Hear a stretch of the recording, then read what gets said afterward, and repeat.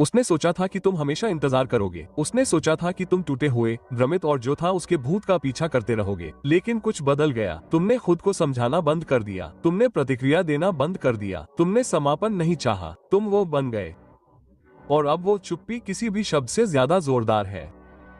वो विकास, ये कुछ ऐसा है जिसकी उसने कभी उम्मीद नहीं की थी। क्योंकि जब कोई पुरुष दुख देने के लिए नहीं, बल्कि वो महिला बनने के लिए दूर चला जाता है जिसने उसे महत्व नहीं दिया, तो पछतावे से कहीं ज्यादा बुरा लगता है। अप्रासंगिकता। हर पुरुष के सामने एक पल आता है। तुमने अपना सर्वश्रेष्ठ दिया। तुम वफादार, प्रतिबद्ध और मौजूद रहे। लेकिन वो दूर हो गई। उसने पीछे हट लिया। उसने तुम्हारी सीमाओं का परीक्षण किया। और जब तुमने आखिरकार पीछा करना बंद कर दिया, तो वो घबराई नहीं। पहले तो उसने तुम्हारी अनुपस्थिति का जश्न भी मनाया होगा, क्योंकि उसे लगा कि तुम वापस आ जाओगे। वे हमेशा ऐसा करते हैं, है ना? तब पुरुष किसी ऐसे व्यक्ति के सामने खुद को साबित करने की कोशिश में खुद को खो देते हैं जिसने पहले ही अपना मन बना लिया है। लेकिन स्टोइक ने हमें कुछ अलग सिखाया। सेनेका ने कहा, तुम उन सभी चीजों में नश्वर की तरह व्यवहार करते हो जिनसे तुम डरते हो, और उन सभी चीजों में अमर की तरह जो तुम चाहते हो। आप उसे खोने से डरते थे, लेकिन आपको खुद को खोने से डरना चाहिए था। तो जब वो आपकी कद्र नहीं करती, तो उसे सबसे ज्यादा दुख किस बात से होता है? गुस्सा नहीं, भीख नहीं, बदला नहीं, बल्कि आपकी खामोशी, आपकी शांति, आपका बदलाव। एक औरत जो आपकी कद्र नहीं करती, वो शोर की उम्मीद करती है। वो प्रतिक्रिया, नखरे, विनती या देर रात कबूलनामे की उम्मीद करती है। वो संयम की उम्मीद नहीं करती, क्योंकि आपकी खामोशी आपके शब्दों से कहीं ज्यादा जोरदार संदेश देती है। मुझे अब आपकी मान्यता की जरूरत नहीं है। मैं कुछ ऐसा बनता जा रहा हूं जिस तक आपकी पहुंच नहीं है। वो बदलाव जब आप दर्द से काम करना बंद कर देते हैं और सिद्धांत से काम करना शुरू कर देते हैं, वही स्टोइकिज्म है।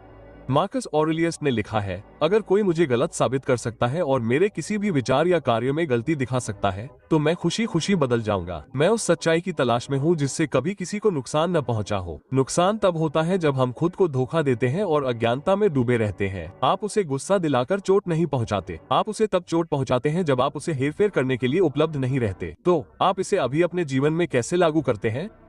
आइए इसे 5 शक्तिशाली स्टोइक चालों में तोड़ते हैं। 1. हाइपरगैमी और छिपी हुई परीक्षा। वो बस ऐसे ही नहीं चली गई। वो आपकी योग्यता का परीक्षण कर रही थी, भले ही अनजाने में। हाइपरगैमी बुरी नहीं है, ये स्वाभाविक है। लेकिन जब आप अपनी पहचान उसकी स्वीकृति पर आधारित करते हैं, तो आप परीक्षा शुरू होने से पहले ही विफल हो जाते हैं। स्टोइक जवाब देता है, हाइपरगैमी को हराने की कोशिश मत करो, इसे पार करो। अपने विकास, अपने उद्देश्य, अपने आंतरिक किले पर इतना ध्यान केंद्रित करो कि चाहे वो रहे या चले जाए, इससे आपका मूल प्रभावित न हो। दूसरा, नेपोलियन का बदला, अछूत बनना।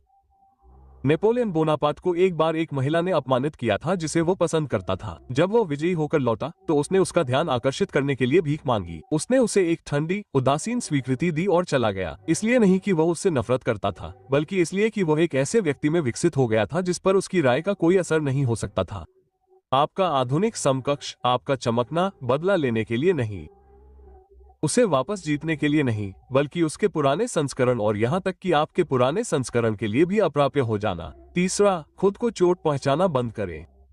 स्टोइकवाद सिखाता है कि हम वास्तविकता से अधिक कल्पना में पीड़ित होते हैं।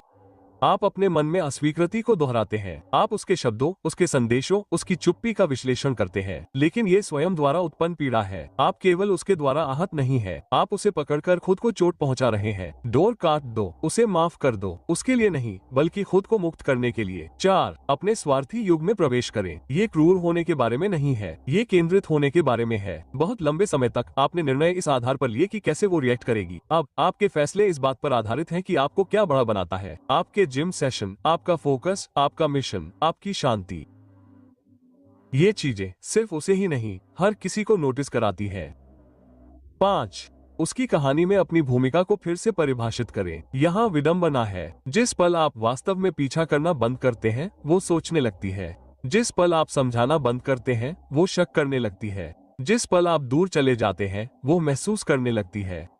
लेकिन आप अब उसकी कहानी में एक किरदार नहीं है। आप खुद को और वो विलेन लिख रहे हैं जिसे वो समझती थी कि आप हैं। ये सिर्फ उसकी अहंकार है जो आपकी अनुपस्थिति पर प्रतिक्रिया दे रहा है। आप उसे सजा देने के लिए नहीं चले गए, आप चले गए क्योंकि आप उस जगह से बाहर निकल गए जहाँ उसने आपको छोड़ा था। तो जब कोई महिला आपकी कद्र नहीं करती है तो उसे सबसे ज्यादा दुख किस बात से होता है? यह आपकी कही हुई बातें नहीं है, यह आपके द्वारा खेले गए खेल नहीं है। यह वो है जो आप बन जाते हैं जब आपको उसकी जरूरत नहीं रह जाती। आपका परिवर्तन उसकी सजा बन जाता है, आपकी शांति उसकी अराजकता बन जाती है, आपकी चुप्पी उसके बारे में ज्यादा सोचने लगती है और आपकी वैराग्य उसका आईना बन जाता है।